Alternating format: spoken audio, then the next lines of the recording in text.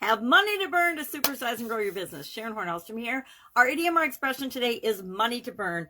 And I'm super disappointed that I couldn't find a flame filter. I love those flame filters when you got the hell and fire and brimstone behind you. Every once in a while, they just give me a little giggle inside to use. But not today. Today, just orange, that orange glow of money to burn. This expression has been used since the late 1800s, and it of course means that you have so much money, you could light it on fire. You could burn it right up.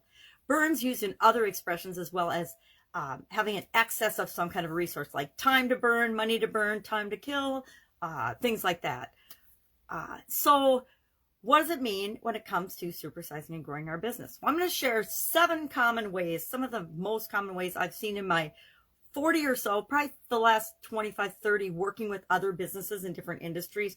Worked at different industries and businesses, but more on a consulting and coaching basis for the last 25. So let's talk about the 7 most common ways I've seen people burning money, meaning wasting money. They might not have it to burn in their business, but they're wasting it. And if they were to tap into these resources, they could use them to actually grow and build and supersize their business.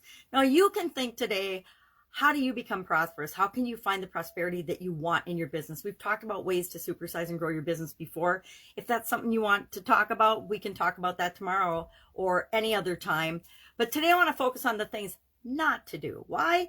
Because if we eliminate the things not to do and focus on the things to do, we're much more likely to create and build a supersized, prosperous business. So what are some of the most common mistakes I've seen of wasting money in different businesses? And remember, I work with all different type of businesses. My favorite are manufacturing businesses personally, but I've worked with all different types of businesses. And these common ways of not paying attention to our resources and burning up our money unnecessarily go across industries, across disciplines, and across industries. So number 1, wasting money. Of course, wasting money is acting like we have money to burn. What are ways to waste money and any other resource? Any way that we're wasting resources, not doing things in an efficient or effective manner, not having processes and procedures to automate systems or to make sure that we're doing things in a consistent manner to get consistent results so that we can continually improve those processes. All of those things are wasting resources, wasting time and money.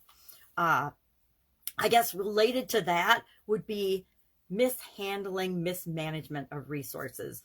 They're separate but similar, right? There's a lot of cultures and company cultures and I learned this in corporate America. I worked for a very big family-owned corporation that never, until I came there, did bidding process. They never had a bidding process. They never bid out or got estimates of what things were going to cost. They just hired the family relative or the family friend or somebody that had been recommended to them, which worked fine as they were growing. But as they wanted to scale up and really supersize, they had to have processes and systems because there were areas where they were paying quadruple or more, sometimes 10 times more for products and services than they should have been because they didn't know what it should cost. They were just paying the family member or the friend or the acquaintance or the business associate that they'd always dealt with.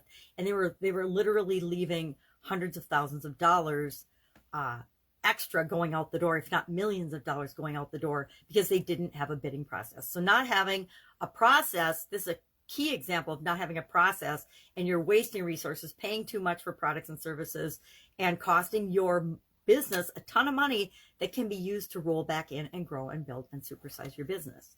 Not shopping around, that was bidding process. Not having backup suppliers or providers or procedures. I learned this in my Italian food business. Sadly, one of my primary suppliers, and I kind of had backup suppliers, but I'd used this supplier for a really long time because I loved him.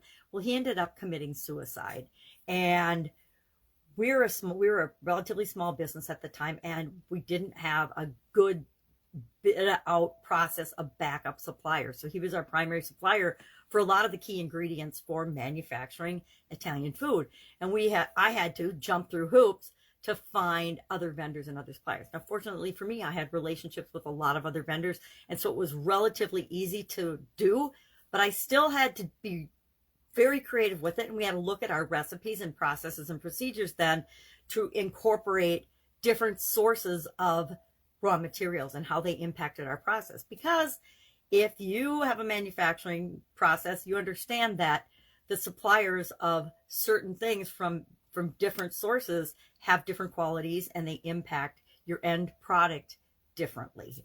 I tried to save money and order parts for mixers and some other equipment that we had from China. Now the specs were the same, but the products didn't work in our products. They didn't perform at all, and I ended up having to send them all back and order the parts from the original manufacturers like I should have in the first place, and have those on backup. So big lesson learned there. Sometimes we try to shave and cut corners and cut costs on things, and we find out that that doesn't always work. And a lot of times it does, but sometimes it doesn't. Another place where I've seen a lot of people make mistakes is hiring or teaming up with the wrong people, the wrong parties, the wrong entities.